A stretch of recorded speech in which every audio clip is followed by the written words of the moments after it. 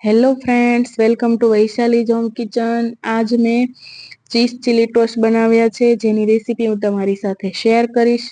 Recipe ગમે તો વિડીયોને લાઈક અને શેર કરવાનું ભૂલતા નહીં। ચેનલમાં નવા હોય તો ચેનલને સબસ્ક્રાઇબ કરી દેજો। આજે મેં ઘરે મોઝરેલા ચીઝ બનાવ્યું છે જેની રેસીપી પણ હું તમારી સાથે શેર કરીશ અને એ જ ચીઝ આપણે ચીઝ ચીલી ટોસ્ટમાં યુઝ કરવાના છીએ। ઘરે મોઝરેલા ચીઝ બનાવવું એકદમ ઈઝી છે અને ફટાફટ બની જાય છે। 10 થી 15 મિનિટમાં રેડી થઈ જાય છે। અને હું હર વખતે જે તબેલાનું દૂધ આવતું હોય મારા ઘરે એનાથી બનાવું છું, પણ આજે મેં અમૂલ ગોલ્ડ દૂધ લીધું છે કેમ કે મારે તમારી સાથે રેસીપી શેર કરવી હતી એના માટે કે કોઈ બી દૂધથી મોઝરેલા ચીઝ ઘરે આસાનીથી બની જાય છે। તો આપણે 1 લીટર અમૂલ ગોલ્ડ દૂધ લીધું છે એને આપણે એક તપેલીમાં ટ્રાન્સફર કરી લઈએ અને એને ગરમ થવા માટે આપણે રાખી દઈશું। દૂધને આપણે એટલું જ ગરમ કરવાનું છે કે આપણે આંગળી અડાડીએ તો આપણી આંગળી સહન કરી શકે ત્યાં સુધી આપણે દૂધ ગરમ કરવાનું છે। અને એટલું દૂધ ગરમ થઈ જાય એટલે આપણે ગેસની ફ્લેમને બંધ કરી દઈશું અને વિનેગર અને પાણીવાળું મિશ્રણ આપણે થોડું થોડું એડ કરતા જઈશું અને સ્ક્વેરમાં આપણે એને એકદમ સ્લોલી ચલાવતા જઈશું। આ રીતે થોડું થોડું વિનેગર અને પાણીનું મિશ્રણ એડ કરતા જવાનું અને એકદમ સ્લોલી ચલાવતા જવાનું। આ બધી પ્રોસેસ કરવી ખૂબ જ જરૂરી છે તો આપણું ચીઝ એકદમ પરફેક્ટ બને છે। વિનેગરની જગ્યાએ તમે લીંબુનો પણ ઉપયોગ કરી શકો છો, સેમ જ થાય છે, કોઈ ફરક પડતો નથી। આપણું દૂધ કડલ થવા લાગ્યું છે પણ હજી પણ આપણા દૂધમાં વિનેગર અને પાણીવાળા મિશ્રણની જરૂર છે તો આપણે થોડું થોડું એડ કરતા જઈશું અને એકદમ સ્લોલી એને ચલાવતા જઈશું। ટોટલ અહીંયા અડધો કપ લીધું છે મેં વિનેગર અને પાણીનું મિશ્રણ, બંને અડધું અડધું લેવાનું। લીંબુ લેતા હોય તો લીંબુ અને પાણી અડધું અડધું લેવાનું। હવે આપણે થોડી વાર એને આમ જ રહેવા દઈશું એટલે આપણું દૂધ એકદમ સરસ રીતે કડલ થઈ જશે।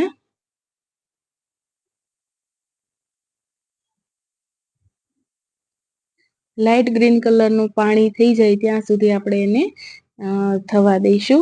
હવે આપણું પનીર અને પાણી એકદમ અલગ થઈ ગયું છે તો આપણે એને એક સ્ટ્રેનરની મદદથી ગાળી લઈશું।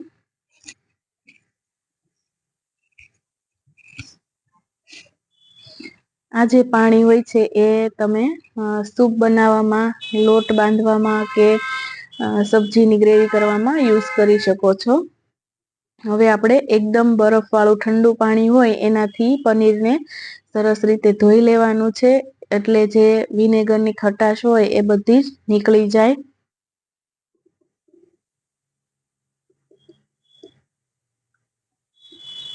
આ બધી જ પ્રોસેસ કરવી ખૂબ જ જરૂરી છે। જો આ બધું જ તમે સરસ રીતે કરશો તો તમારું ચીઝ એકદમ પરફેક્ટ બનશે। આપણે આ રીતે બરફના પાણીમાં સ્ક્વીઝ કર્યું એ જ રીતે આપણે હવે જે પનીરનું જે પાણી છે એમાં આપણે એકવાર એમાં ડીપ કરીશું।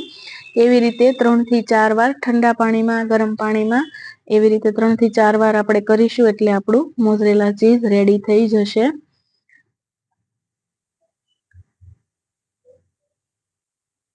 આ પ્રોસેસ આપણે 3 થી 4 વાર કરીશું। હવે આપણે બધું જ પાણી હાથેથી આ રીતે સ્ક્વીઝ કરી અને કાઢી લઈશું। જો તમારે ચીઝને સ્ટોર કરવું હોય તો કપડાથી સ્ટ્રેન કરી અને એક ડબ્બામાં ભરીને નીચેના ફ્રીજમાં તમે રાખી શકો છો। હવે આપણું મોઝરેલા ચીઝ રેડી થઈ ગયું છે ને એનું ચેકિંગ કરવા માટે હું તમને એક ટિપ્સ બતાવું કે ગરમ તવો હોય એની ઉપર આ રીતે થોડું ચીઝ મૂકવાનું અને ગરમ થાય એટલે એ મેલ્ટ થવા લાગશે। જો મેલ્ટ ન થાય તો ચીઝ હજી આપણું પ્રોપર બન્યું નથી, પણ આપણું ચીઝ જો તમે સ્ટ્રેચિંગ પણ થાય છે અને એકદમ સરસ રીતે મેલ્ટ પણ થયું છે તો આપણું મોઝરેલા ચીઝ રેડી છે। હવે આપણે ચીઝ ચીલી ટોસ્ટ બનાવીશું। એના માટે મેં વ્હાઈટ બ્રેડ અને મલ્ટીગ્રેન બ્રેડ લીધી છે। એની ઉપર આપણે મિક્સ હબ વાળું ગાર્લિક બટર મેં બનાવ્યું છે, એની રેસીપી મેં આગળ આપેલી જ છે। તો આપણે આ રીતે બ્રેડ ઉપર એને સ્પ્રેડ કરી દઈએ। હવે આપણે જે ઘરે ચીઝ બનાવ્યું છે એ આ રીતે ઉપરથી રાખી દઈશું।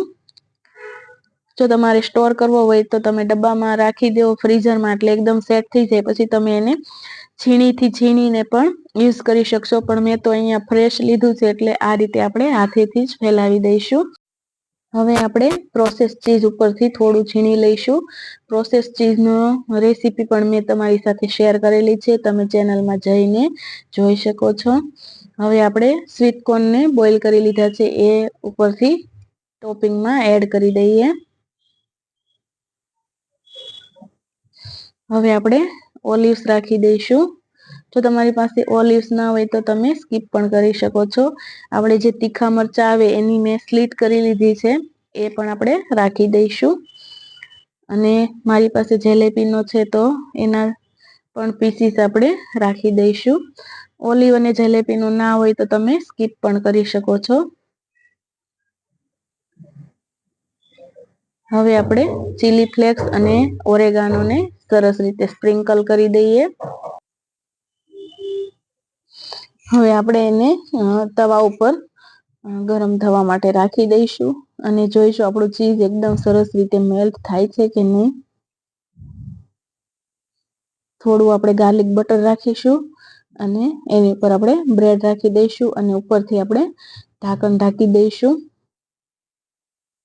2 મિનિટમાં જ આપણી બ્રેડ સરસ રીતે બનીને રેડી થઈ ગઈ છે. ચીઝ એકદમ સરસ રીતે મેલ્ટ થઈ ગઈ છે અને નીચેથી પણ ક્રિસ્પી થઈ ગઈ છે. તો આપણી ચીઝ ચીલી ટોસ્ટ રેડી થઈ ગયા છે. આપણે કટ કરી લઈએ અને સર્વ કરી લઈએ.